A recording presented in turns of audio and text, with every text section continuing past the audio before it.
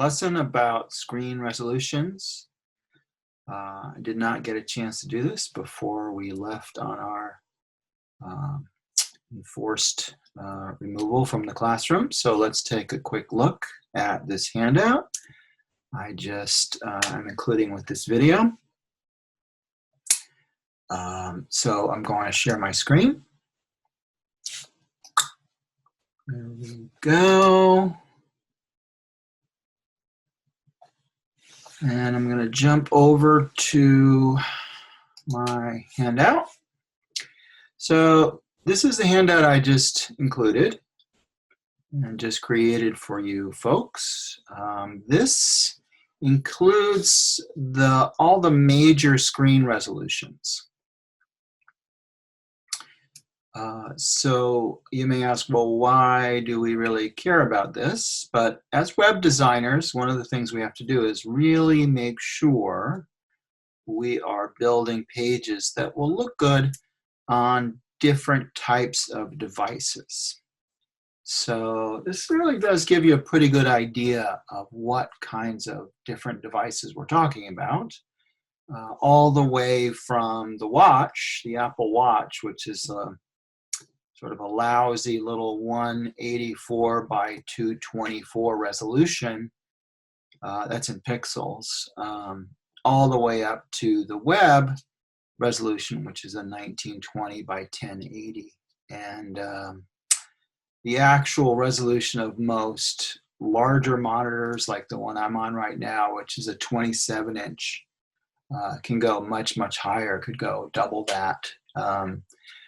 But really what you have to do is you have to build it for these standard resolutions, and it will appear larger on different larger monitors as well. So one of the things to think about here is, generally speaking, what most web designers do these days is they build what's called mobile first, which means they're looking at these smaller resolutions, particularly the phones, which are only 375 wide. You know, by the iPhone X is 375 by 812. This is pretty much your resolution that you're kind of building your pages for. And also, you know, being aware, of course, that you need to make sure it looks good on some of these wider monitors as well. So like there's a web 1280, which is 1280 by 800. That's maybe about 75% the size of your regular web 1920 size. The Surface Pro has become fairly popular. That one is a 1440 by 960. And then you've got your Android tablet, which in portrait mode is 768 by 1024. And then there, of course, is the iPad Pro, which I had to turn sideways for this diagram. The landscape mode is a 1366 by 1024. So you see they all kind of nest inside each other. But again, you know, these are all different sizes, right? These are all different resolutions. And I've also drawn in here the breakpoints. There are 4 of them now in Bootstrap. There's the 576, which is the small, 768, which is the medium, 992, which is they're considering the large, and then the 1200, which they're calling the extra large now. Clearly it's not extra large because we've got all the way up to 1920 for our web monitor. And actually the web, the Surface Pro, the iPad Pro, they all spill out that 1200 point essentially. So, but those are the breakpoints for Bootstrap by default. You can add some or change these if you want to. You could even create ones that are extra large, say for a really large monitor, maybe a 1920. You could create like a 2000 breakpoint if you wanted to. And I'll have a handout later on about the at media queries and how that works. But essentially, these are the standard breakpoints that people are using, and the ones that are supported out of the box with the Bootstrap CSS. So it has the breakpoints built in. And you'll see these being used on most websites these days. So as an example, I could jump to thehartford.com and show you very quickly how that works. That one is actually built on Bootstrap. So I'll just close it down to somewhere around halfway. So this is right around a 1200 pixel resolution, somewhere in that range. I'm sorry, yeah, that's something like that. Whereas this is the much wider, and you see what happens to that picture is that it gets really big in the space. You can then close it down and keep closing it down and keep closing it down until it hits the breakpoint. And it's not really there yet. There it goes. So that is most likely the 768 breakpoint right there. And notice that this bottom piece, the quote box jumped down to below the picture at that size. They figured it was too small. And also what happened was these pictures and text that were next to each other are now on top of each other. So the columns have broken down to one column from two.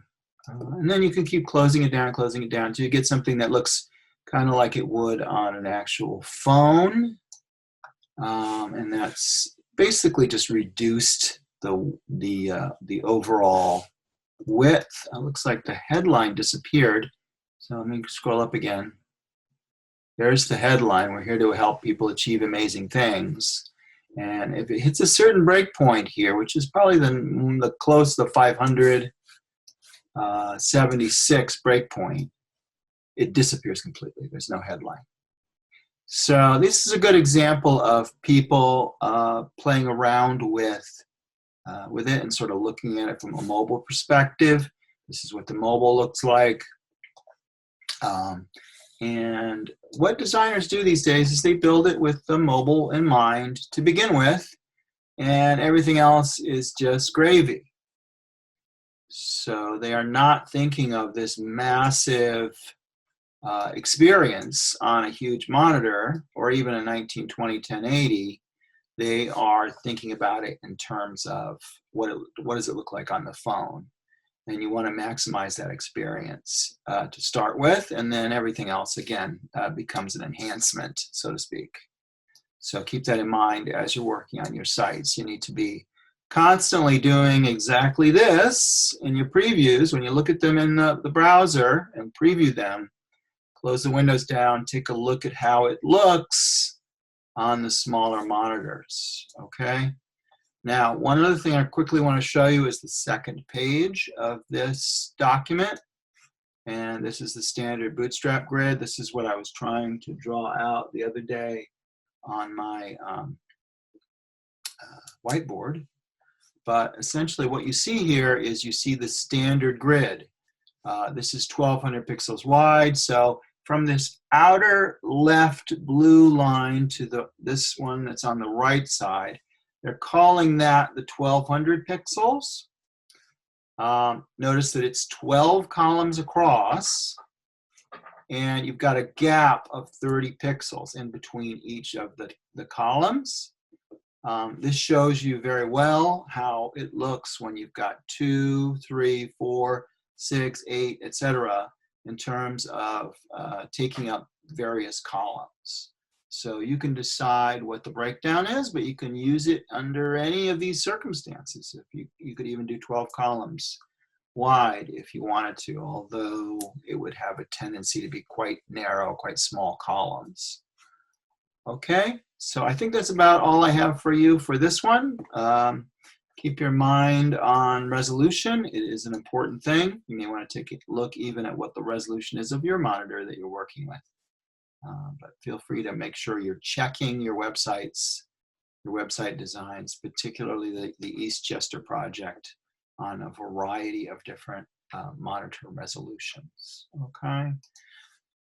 So I'm going to stop the share and I'm going to end the meeting, and let's all have a look at resolution. All right. See you next time.